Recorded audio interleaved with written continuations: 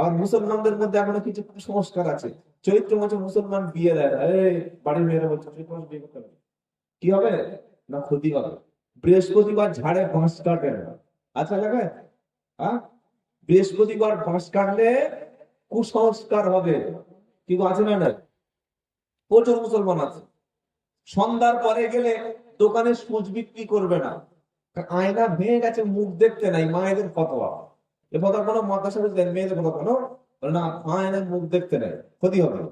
আচ্ছা, আর সন্ধ্যাবেলা যদি কাক ডাকে কা কা করে, শিওর ক্ষতি হবে। বাড়ি থেকে বার হয়েছে, পিছন থেকে ডাকছে এই মরিয়াম, পিছন থেকে ডাকলে ডাক শুনতে নাই, ক্ষতি হবে। ইসলাম এমন একটা ধর্ম যে ইসলামে কুসংস্কার বলতে কিছু নাই, ইসলামে কোনো অযুক্তির কথা নাই। পড়াটা যদি বন্ধ করে দেয় তো খুব ভালো হয়। মানে এত ব্যাপক বৃষ্টি হচ্ছে এলাকায়, আওয়াজ শোনাই যাচ্ছে না। আপনারা দয়া করে বন্ধ করে দিন, একটা বছর বন্ধ করে দিন, মানুষ শুধু কথা শুনতে পারবে। ইসলামের কুসংস্কার বলতে কিছু নাই, ভালো করে মনে রাখুন। অনেক মানুষ দেখি এই হাতে, ছেলেদের একটা হাতে একটা কালো সুতো বেঁধে দিয়েছে, বুঝলেন, কালো সুতো করে একটা শেকড় দিয়েছে, শেকড় শেকড়। চাচি ওটা কি বললে, ওটা ওই স্বপ্নে পাওয়া একটা ওষুধ। কি হয় বলে, এই কালো সুতো ওই গাঁথরা ওষুধটা বেঁধে দিলে ওর জীবনে আর কোনোদিন বিপদ হবে না। আপনি কি বললাম বুঝতে পেরেছেন? আচ্ছা, আপনাকে প্রশ্ন করছি, বিপদ আর আপদ এটা দেওয়ার মালিক কে? সকলে বলছেন। পারা নাম্বার 11, সূরার নাম ইউনূস। এই ইউনূস সূরার শেষের দিকে অংশ আল্লাহ বলছেন, ওয়া ইয়ামসাসকাল্লাহু বিদুররিন ফালা কাশিফা লাহু ইল্লা হু ওয়া ইউরিদকা বিখাইরিন ফালা রাদ্দা লিফাদলিহি। আমার আল্লাহ বলছে, আমি যদি কাউকে কল্যাণ দান করি, কাউকে যদি আমি ভালাই করতে চাই, কাউকে যদি উপকার করতে চাই, পৃথিবীর কোন ব্যক্তি তাকে আমার হাত থেকে কখনো তাকে কেউ ক্ষতি করতে পারবে না। আর আমি যদি কাউকে অকল্যাণ দান করি, কাউকে যদি বিপদ দিই, কারো রোড অ্যাক্সিডেন্ট যদি করে দিই, কারো চাকরিটা যদি নষ্ট করি, কঠিন রোগে যদি আক্রমণ করি, কিংবা তার জীবনে কোনো অ্যাক্সিডেন্ট ঘটে যায়, তামাম পৃথিবীর কোন ব্যক্তি বিপদ থেকে বাঁচাতে পারে না। এই বিশ্বাস আছে? জোরে বলুন আছে? তো এই বিশ্বাস যখন থাকলো, হাতে আবার তুমি তাগা বেঁধেছো কেন? কিছু মুসলমান হাতে আংটি বেঁধেছে, অষ্টধাতুর আংটি। কি ধাতুর আংটি? অষ্টধাতুর আংটি। ওরে বাবা, এটা কি আছে বলে, এটা দিলে আর কোন রকম সমস্যা হবে না। মুসলমান ওর ইমান ওখানেই শেষ। অনেকে তাবিজ করেন, করেন না বাবু? আরে বলুন না। হ্যাঁ, অনেক হাতে আছে। কোন মুসলমান যদি, কথাটা শুনুন কান খাড়া করে, আর কাল সকালে যত বড় মারানা আছে সবার কাছে আপনি ফোন করুন, সবার কাছে ফোন করুন। আব্দুল্লাহ জুবার কথাটা বলে গেছেন, মিলিয়ে নেবেন। যদি ভুল বলে থাকি, আপনি যেখানে পাবেন সেখানে আমাকে বেঁধে রাখবেন। কি, কোন মুসলমান যদি মনে করে, এই বিশ্বাস করে, কেউ যদি হাতে তাবিজ বাঁধে, এই বিশ্বাস করে, এই রকম ঈমান নিয়ে তাবিজ বাঁধে যে এই তাবিজ আমার ব্যবসাটা চালু করে দেবে, এই তাবিজ আমার বিপদ থেকে বাঁচিয়ে দেবে, এই তাবিজেই আমার শুধু ক্ষতি থেকে বাঁচাবে, এই তাবিজ আমার দোকানটাই চালিয়ে দেবে, এই তাবিজটাই আমার ছেলে তৈরি করে দেবে, আমার মেয়ে এনে দেবে, আমার ভালো মন্দ করে দেবে, সঙ্গে সঙ্গে সেই লোকটা ঈমান হারাবে। বুঝতে পেরেছেন? কোন মুসলমান যদি ডাক্তার ওষুধ দিল, খেয়ে কি বলছে জানেন? উফ, ওই ডাক্তারটাই বাঁচিয়ে দিয়েছে, এই ওষুধটাই আমার বাঁচিয়ে দিয়েছে। কি বলে না? এটা বলুন না। বললে ডাক্তার পালকে দেখা দিই, বি কে পাল, কে পি পাল, পিসি চৌধুরী, বললো পিসি চৌধুরীর কোয়ালিটি বুঝিস না নাকি?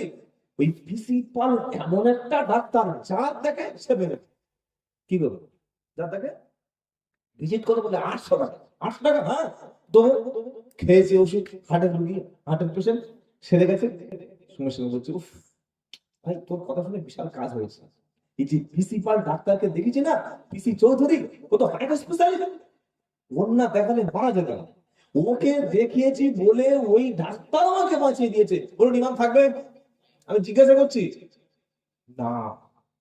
পৃথিবীর ওষুধ বলুন, তাবিজ বলুন, মাদলি বলুন, কালো সুতো বলুন, কালো টাকা বলুন, অনেক মা দেখবেন ছেলেদের এখানে এই কপালে একটা টিপ দেয়, তাই না? হ্যাঁ, কালো টিপ বাচ্চাদের দেয় কেন?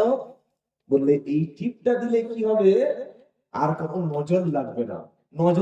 নজর লাগলে কি হবে, বাচ্চার ক্ষতি হবে। তার মানে আল্লাহকে বলছে, আল্লাহ তুমি ক্ষতি করতে পারো, তুমি লাভ করতে পারো, আবার এই কালো টিপটা আমাকে ক্ষতির হাত থেকে বাঁচাতে।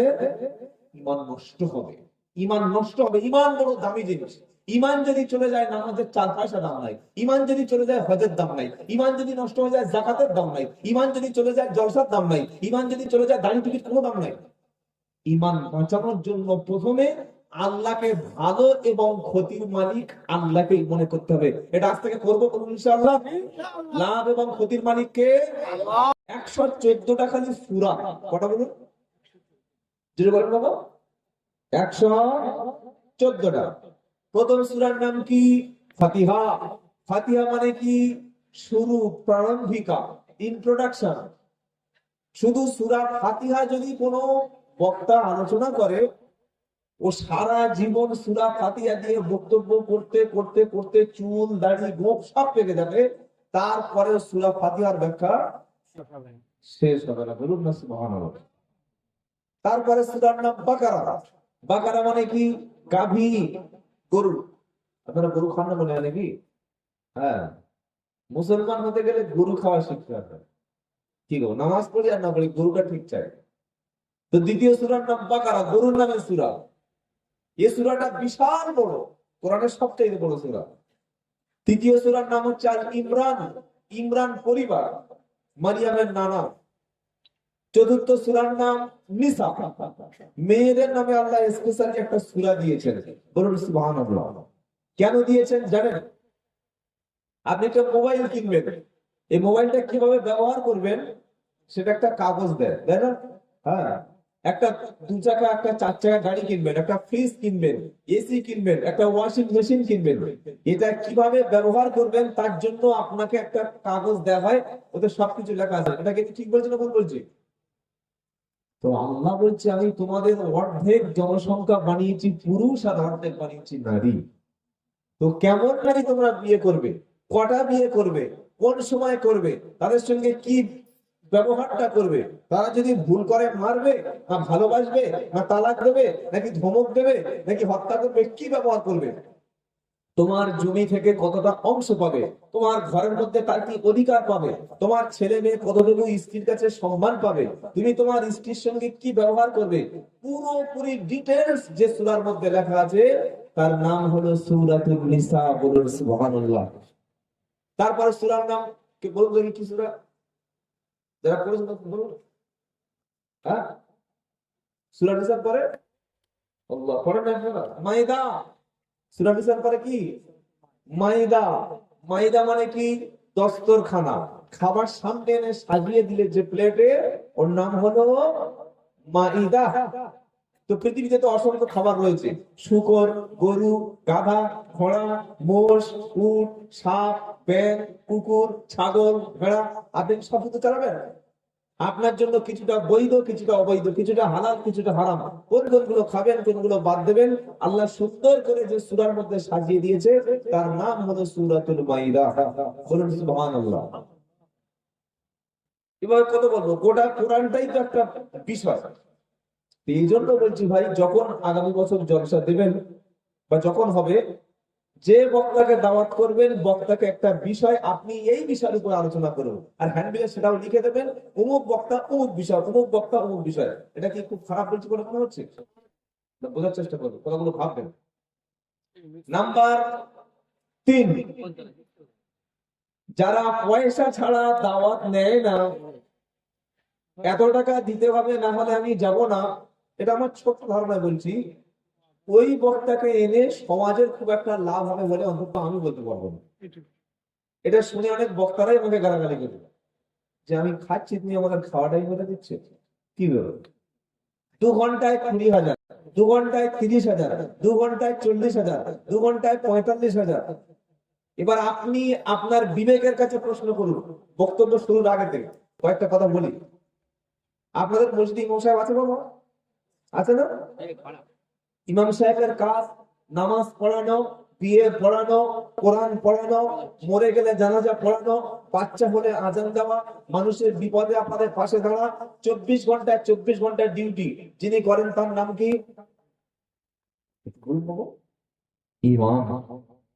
আমাকে যদি 2 ঘন্টায় 20,000 বা 30,000 বা 10,000 বা 15,000 দেন, যে ইমামটা 30 দিনে 24 ঘন্টা ডিউটি করছে, মিনিমাম বর্তমান বাজারে ম্যাক্সিমাম না, মিনিমাম কমপক্ষে কত তার দিলে তার চলবে, ওটা একটু আপনারা ভেবে দেখবেন, এটা ভাববেন। আমি বলছি না যে এতদিন বিষয়গুলো ভাববেন। এই যে জলসাগুলো এখন হচ্ছে, অধিকাংশ জলসার মধ্যে হেদায়েত নাই। হেদায়েত মানে কথা বললে মানুষ যে পরিবর্তন হবে, ওয়াজ শুনে মানুষ যে শুধরে যাবে, ওয়াজ শুনে মানুষ যে ভালো হবে, এইটা আর নাই। কিন্তু আগে তো এমন হতো না। আগে এরকম এলইডি বাল্ব ছিল না, এরকম ফোয়ারা ছিল না, এরকম পুকুরের মাঝখানে বেলুন ছিল না, এই ফুলটুল ছিল না, এরকম ক্যামেরা কিছুই ছিল না।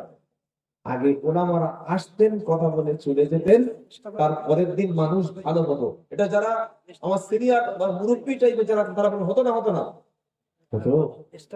আগে তো পিসাবরা বক্তব্য করে চলে যেতেন, তার পরের দিন একটাও মাতাল পাওয়া যেত না, তার পরের দিন সুদ করতে পাওয়া যেত না, তার পরের দিন মদখোর পাওয়াই যেত না।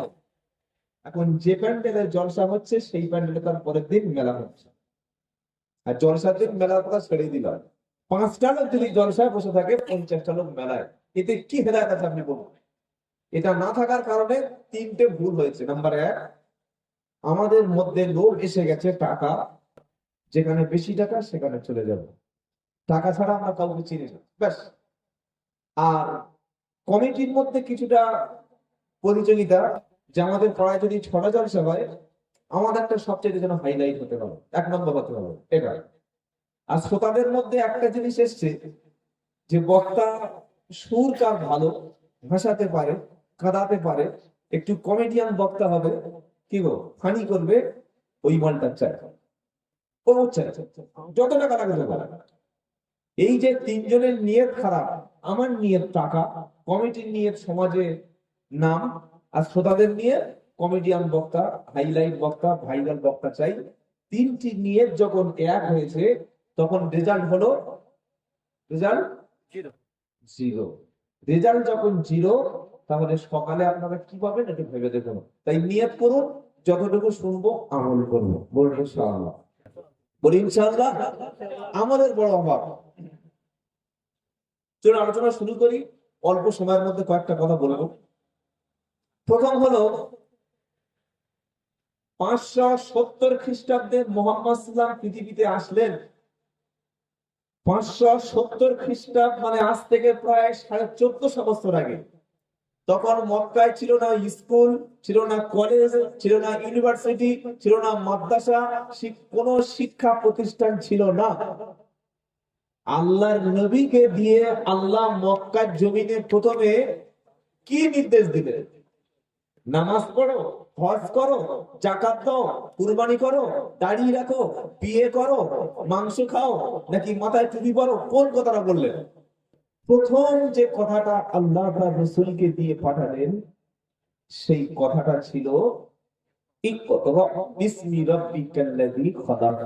আল্লাহ তার রাসূলকে বললেন, প্রথমে তুমি পড়ো। কি বললেন বাবা? যদি বলো পড়ো।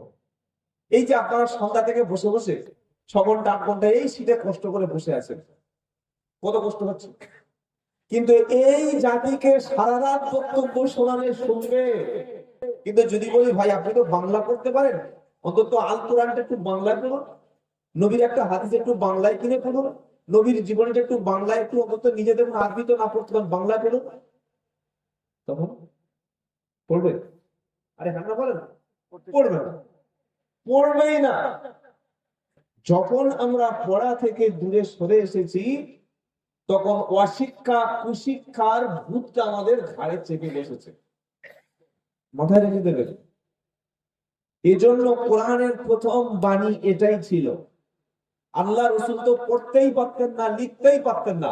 পারা নাম্বার 21, পৃষ্ঠা নাম্বার 1, লাইন নাম্বার 1, আয়াত লাইন নাম্বার 8, আয়াত নাম্বার 48, আল্লাহ বলছে ওমা কুনতা তাতলু মিন ক্বাবলিহি মিন কিতাবিন ওয়ালা তাখুতুহু বিয়ামিনিকা ইদাল লারতাবাল মুবতিলুন। আল্লাহ বলছে হাবিব, কোরআন আসার আগে 570 খ্রিস্টাব্দে আপনি পৃথিবীতে আসলেন, 40 বছর বয়সে আসমান থেকে কিতাব দিলাম। এই কোরআন আপনার কাছে আসার আগে নিজে আপনি হাতে কিছু লেখেননি, আর আপনি নিজে কোনো বই পড়েননি। আর যদি পড়তেন, যদি লিখতেন, নাস্তিকরা, বেঈমানরা, মুশরিকরা, কাফেররা, ইহুদিরা তারা বলতো যে মুহাম্মদ সাল্লাল্লাহু আলাইহি ওয়াসাল্লাম নিজে লিখে আর আল্লাহর নামে চালাচ্ছে। কি শুনছেন আপনারা? আপনি তো পড়তেই পারতেন না, লিখতে পারতেন না। তো আপনাকে প্রথমে যখন কোরআন দিলাম, প্রথমেই যেটা বললাম সেটা কি?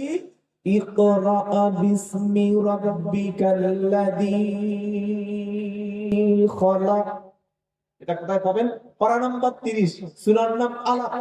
আল্লাহর পক্ষ থেকে পৃথিবীতে প্রথম যে শব্দটা, বাক্যটা এসছে মানুষকে বাঁচানোর জন্য, মুসলমানদের জন্য না, পৃথিবীবাসীকে রাস্তা দেখানোর জন্য, ওই শব্দটা ছিল তুমি পড়ো। কি ছিল বাবা? বলেন। মুসলমানদের বাড়িতে গেলে 10 কেজি, 5 কেজি, 20 কেজি হাঁড়ির বিরিয়ানির অভাব নাই। বড় বড় ফ্রিজ আছে, ডিপ ফ্রিজ আছে।